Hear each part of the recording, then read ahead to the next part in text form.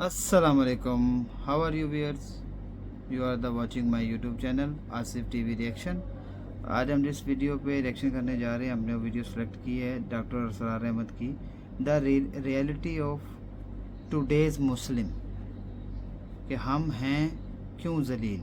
उर्दू का इनका टाइटल है, doctor Asrar Ahmad life changing बयान। ओरिजिनल वीडियो का लिंक डिस्क्रिप्शन में मेंशन कर दूंगा। इनका चैनल विज़िट कीजिएगा, सब्सक्राइब कीजिएगा। मेरी वीडियो अच्छी लगी तो चैनल को सब्सक्राइब कीजिएगा, वीडियो को लाइक कीजिएगा। चलते हैं वीडियो की तरफ। कि अस्पर्दा बरू आयद रास, लेकिन ये कि ये जान लीजिए कि ये जो कुछ भी हमारे साथ हो रहा है उसमें एक तो वो हमारा जुर्म, हमने उस इल्म का दरवाजा बंद किया, अपने तसव्वुरात को महदूद किया, दीन को मजहब बनाया, इल्म को सिर्फ इल्म दीन तक महदूद किया, उसको हमने गोया कि सेकुलर इल्म करार देकर अपने दीनी तसव्वुरात से खारिज किया। ये हमारी गलती। और उससे बड़ा जुर्म ये कि उस आसमानी हिदायत के भी हम कस्टोडियन थे पहुंचाने के लिए, और हमने ये कि खुद उसको पीठ दिखाई, खुद उसको अपना इमाम नहीं बनाया, खुद उसको अपना रहनुमा नहीं बनाया, और दूसरों तक पहुंचाने का तो कोई सरोकार ही नहीं, सवाल ही नहीं। इस डायग्नोसिस दुरुस्त है तो अब इसका हल क्या है? पहले तो यह कि अपनी जिम्मेदारी को हम पहचानें। जाहिर बात है कि जिम्मेदारी जिसका जितना बड़ा रुतबा है उसकी उतनी ही बड़ी जिम्मेदारी है, और अगर वो पहलू तो ही करे तो उतनी ही सख्त सजा का मुस्तौजिब होता है। कमतर दर्जे की जिम्मेदारी है, कोताही भी हो गई है तो कमतर दर्जे की सजा किफायत कर जाएगी। रुतबा बड़ा है, जिनके रुतबे हैं बड़े उनकी सिवा मुश्किल है, जिनका रुतबा है सिवा उनकी सिवा मुश्किल है। तो हम कस्टोडियन हैं उस डिवाइन मैसेज के, गाइडेंस के, रहमतुल लिल आलमीन की रहमतुल लिल आलमीनी सल्लल्लाहु अलैहि वसल्लम, उसके अमीन हम हैं। लिहाजा पहला काम तो यह है हमारे सामने कि इस इल्म के अंदर, जिसके लिए मैं अब एक लफ्ज इस्तेमाल कर रहा हूं, इस्लामाइजेशन ऑफ नॉलेज, इल्म को दोबारा मुसलमान करो। ये इल्म जो है, बड़ी प्यारी बात इकबाल ने कही थी, इश्क की तेगे जिगरदार उड़ाली किसने, इल्म के हाथ में खाली है म्यान है साकी।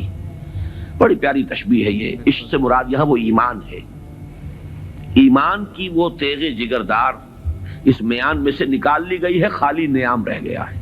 ये पूरा साइंटिफिक नॉलेज जो है उस खाली नियाम के मानिंद है जिसमें से तलवार इश्क निकाल दी गई। यही तलवार इश्क इसमें दोबारा दाखिल कर दी जाए, ईमान को इस इल्म के साथ अगर शामिल कर दिया जाए तो दर हकीकत सारे मसाइल का हल हो जाएगा। तो पहला करने का काम यह है कि वो फलसफा, वो हिकमत, वो इल्म जो इंसान ने अपनी सोर्सेज के जरिए से हासिल किया, इसका सही रब्त और ताल्लुक कायम किया जाए उस इल्म से जो वही के जरिए से इंसान तक पहुंचा। इनके आपस में रिकंसाइल करना, इनके फसल और बोध को दूर करना, और इसमें कुरान का दावा है। और जो थोड़ी सी भी वाकफियत रखते हैं, वाकया ये है, मॉरिस बुकाई ने पूरी किताब लिख दी कि आज तक साइंस के किसी भी शोबे में कोई ऐसी दरियाफ्त नहीं हुई है जिसने कुरान मजीद की बयान करदा किसी शय को गलत साबित किया हो। एक बहुत बड़ा मोजज़ा है। जैसे कुरान के एजाज का उस वक्त सबसे बड़ा मसर क्या था कि तुम्हारे यहां बड़े से बड़े फसीह और बलीग और बड़े बड़े खतीब और शायर मौजूद हैं, इस कुरान जैसा कलाम मजमू करके ले आओ। अगर तुम्हारा ख्याल है कि ये अल्लाह का कलाम नहीं, मोहम्मद का अपना कंपोज्ड कलाम है, तो ले आओ, फातू बिसूरत मिन मिस्ली। और कोई झूठ मूठ को भी कोई जुर्रत नहीं कर सका, इतनी उनके अंदर कम से कम शराफत थी। कोई झूठ मूठ को भी सामने नहीं आया कि कहता कि ये है, मैं क्लेम करता हूं कि ये कुरान जैसा है। उसी तरह आज का सबसे बड़ा मौजूदा ये है कि कुरान मजीद 1400 बरस कबल की किताब। और आपके शायद इल्म में होगा, टोरंटो में, कनाडा में, जो वहां की यूनिवर्सिटी है, उसमें जो एम्ब्रियोलॉजी के जो सबसे बड़े माहिर हैं, जिनकी के टेक्स्ट बुक पूरी दुनिया में चल रही है एम्ब्रियोलॉजी की, इल्म जनीन, हैरान रह गया है वो शख्स कि 1400 बरस कबल, जबकि अभी माइक्रोस्कोप का कोई वजूद नहीं था, इतनी करेक्ट डिस्क्रिप्शन एम्ब्रियोलॉजी के स्टेजेस, इस कदर सही उसकी जो है डिस्क्रिप्शन। ये डिस्क्रिप्शन कि बच्चा जो है मां के पेट में 3 झिल्लियों के अंदर 3 दीवारों फी ज़ुलुमातिन सलास परवरिश पाता है। ابھی تو کوئی ڈسیکشن نہیں ہوئی تھی ہیومن باڈی کی، یہ جو فزیولوجی ہے اور اناٹومی اس کا علم انسان کو نہیں تھا. یہ حقائق کیسے آئے؟ اسی لیے قرآن کہتا ہے، اس کا دعویٰ ہے سنوریہم آیاتنا فی الآفاق وفی انفسہم حتی یتبین لہم انہ الحق.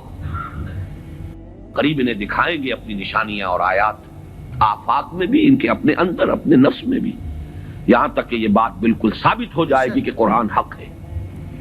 پہلے ہمیں اسے برنگ آؤٹ کرنا ہے، اس کو سامنے لانا ہے.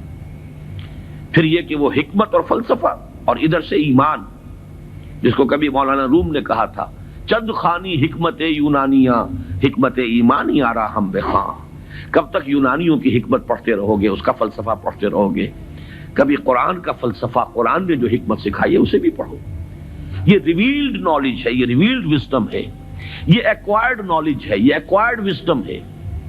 ان دونوں کے درمیان ربط قائم ہونا چاہیے، جو علم کلام کا موضوع رہا ہے ہمیشہ. آج ضرورت ہے ایک نئے علم کلام کی، اس لیے کہ وہ قدیم علم کلام جو تھا وہ اس فلسفے کے حوالے سے تھا جس کی بنیاد منطق تھی. آج جو علم کلام ہے وہ چاہیے جو سائنٹیفک ڈیٹا جو انسان نے کلیکٹ کیا ہے اس کے ساتھ صحیح ربط و تعلق قائم کرے قرآن مجید کا اور اس کی دی ہوئی تعلیمات کا. اس سے یہ ہے کہ یہ گیپ جو ہے وہ برج ہوگا اور اس کے اندر ایک توحید کا رنگ پیدا ہوگا بجائے سنویت کے، یہ علم اور یہ علم اور. ایک بڑی سادہ سی مثال میں آپ کو دے رہا ہوں. ایک بڑے نیک نوجوان تھے، یہ کوئی 10-15 سال پرانی بات بتا رہا ہوں. ایم ایس سی باٹنی انہوں نے کیا. ریلیجس ایکٹیوسٹ، بڑے میدان میں مذہب کے لیے بڑے جوش و خروش سے کام کرنے والے. میں نے ان سے پوچھا کہ آپ کا کیا خیال ہے ڈاروین کے نظریے کے بارے میں؟ کہنے لگے کفر ہے. میں نے تھوڑا سا پاز کیا، میں نے کہا ٹھیک ہے وہ کفر تو ہے، لیکن تم نے کیا ہے، وہ مجھ سے کافی چھوٹے ہیں عمر میں نے کہا تم نے کیا ہے ایم ایس سی باٹنی. مجھے تو اس حوالے سے بتاؤ کہ جو اس بایولوجی کے فیلڈ میں اس کے لیے جو دلائل ہیں، جو اس کے لیے شہادتیں ہیں، جو اس کے لیے ثبوت دیے گئے ہیں، ان کے بارے میں کیا رائے ہے؟ تو بلیو می ان کا جواب یہ تھا وہ تو بہت کنونسنگ ہے. یہ ہے وہ سپلٹ پرسنالٹی. ایک شے جو بڑی کنونسنگ ہے، ایم ایس سی باٹنی کی ہے، اس میں جو کچھ پڑھا ہے اس کی روح سے وہ سمجھ رہے ہیں کہ ڈاروین کا نظریہ ارتقاء بڑا کنونسنگ، اس کے لیے مواد موجود ہے، دلائل ہیں، شواہد ہیں، لیکن ہے کفر. یہ سپلٹ پرسنالٹی، دماغ کے ایک گوشے میں ایک چیز ہے، دوسرے گوشے میں دوسری چیز ہے. یہ سپلٹ پرسنالٹیز دنیا میں کوئی کام نہیں کر سکتی. کمپوزڈ پرسنالٹیز، ایک وحدت جس کو کہا ہے قرآن نے علی وجہ البصیرت قل ھذہ سبیلی ادعو الی اللہ علی بصیرۃ انا ومن اتبعنی. اے نبی کہہ دو یہ میرا راستہ ہے، میں اللہ کی طرف بلا رہا ہوں، تو اندھیرے میں ٹامک ٹوئیاں نہیں مار رہا ہوں. علی وجہ البصیرت، نہ صرف میں بلکہ میرے ساتھی جو میرا اتباع کر رہے ہیں وہ بھی دونوں آنکھوں سے راستہ دیکھ کر چل رہے ہیں اور بلا رہے ہیں اگر اس راستے کی طرف تو علی وجہ البصیرت بلا رہے ہیں. پہلا تو یہ پرابلم ہے ہمارا اور یہ بہت بڑا چیلنج ہے. دوسرا پرابلم یہ ہے کہ یہ سوشل سائنسز میں اور جو سوشل انسٹیٹیوشنز ڈیولپ کیے ہیں انسان نے، اکنامک انسٹیٹیوشنز ہیں، پولیٹیکل انسٹیٹیوشنز ہیں، تھیوری آف اسٹیٹ ہے، پھر اس ریاست کے آرگنز ہیں، ایگزیکٹو ہے، جوڈیشری ہے، لیجسلیچر ہے، کہنے کو خیر چوتھا جو ہے پریس کو کہا جاتا ہے، لیکن تین ہے بنیادی. یہ جو نوع انسانی نے جیسے سائنٹیفک ترقی کی ہے اسی طریقے سے انسٹیٹیوشنز ڈیولپ کیے ہیں، بڑی قربانیاں دی ہیں. ہم تو خلافت راشدہ کے خاتمے کے بعد پھر ملوکیت کے دامن میں آ گئے تھے. وہی بادشاہی، وہی عیش، وہی محل، بغداد کے محل اور بغداد کی راتیں، وہ جو الف لیلہ، 1000 نائٹس آف بغداد، وہ جو کچھ ہوتا رہا ہے وہ ہمیں معلوم. یہ تو یورپ والوں نے خون دیا ہے، انہوں نے جانیں دی ہے، انہوں نے اسٹرگل کی ہے، تب بادشاہوں کے کلچز سے اپنے آپ کو چھڑایا ہے، انسٹیٹیوشنز ڈیولپ کیے. لیکن یہ کہ ان انسٹیٹیوشنز کو اب یا تو یہ ہے کہ بالکل ایک مرعوب ذہنیت کے ساتھ، ڈیفیٹسٹ مینٹیلٹی کے ساتھ جوں کا تو ہم ایکسپٹ کر رہے ہیں، یا یہ کہ ٹوٹلی ریجیکٹ کر رہے ہیں. حالانکہ دونوں چیزیں illogical ہیں. اس میں تجزیہ کرنا ہوگا کیا صحیح ہے کیا غلط ہے، کیا چیز کمپیٹیبل ہے دین کے ساتھ کیا نہیں ہے. پھر اس کی بصیرت فراہم کرنی ہوگی.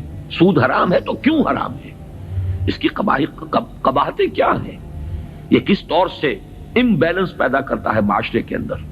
کس طریقے سے ارتکاز دولت پیدا کرتا ہے، اور اس سے پھر فساد پیدا ہوگا. آخر کمیونزم بھی یوں ہی تو نہیں آ گیا تھا. It was not a bolt from the blue. یہ ریئیکشن تھا کیپٹلزم کا.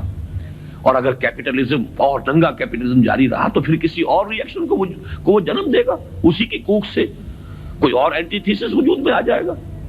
جیسے ابھی آپ نے وہ KGB کے کوئی بڑے ڈبل ایجنٹ کا ابھی انٹرویو آپ نے پڑھا ہوگا، 1-2 دن پرانی بات ہی ہے. اس نے یہ کہا ہے کہ یہ ایک تجربہ تھا، ناکام ہو گیا، لیکن میں اس کے اوپر شرمندہ نہیں ہوں. یہ ایک بہت اچھا کام تھا جو ہو رہا تھا، اور یقیناً بہت خیر اس سے وجود میں آیا ہے. بہرحال انسان پھر تجربہ کرے گا.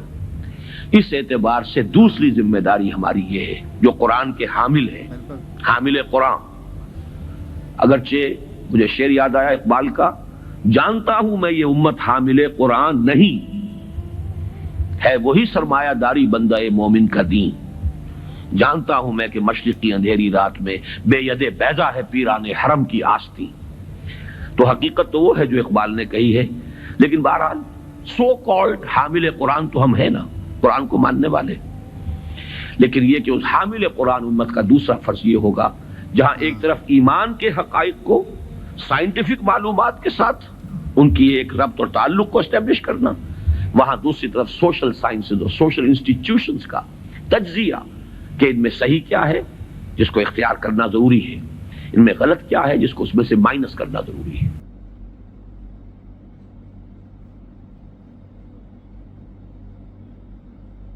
نہیں ہے دین.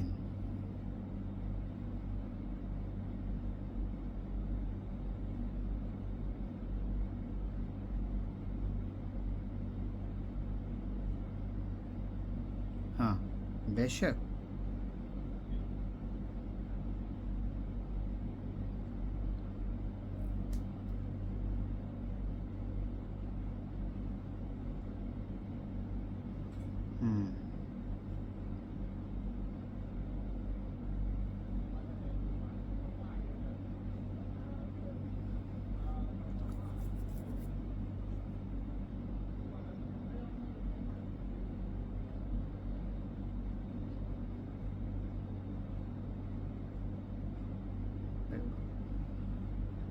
تو ویورز آپ نے ویڈیو دیکھی، کیسے لگی آپ کو ویڈیو؟ چینل کو سبسکرائب کیجیے گا، ویڈیو کو لائک کیجیے گا، اور اپنی رائے کا اظہار کمنٹس میں کیجیے گا.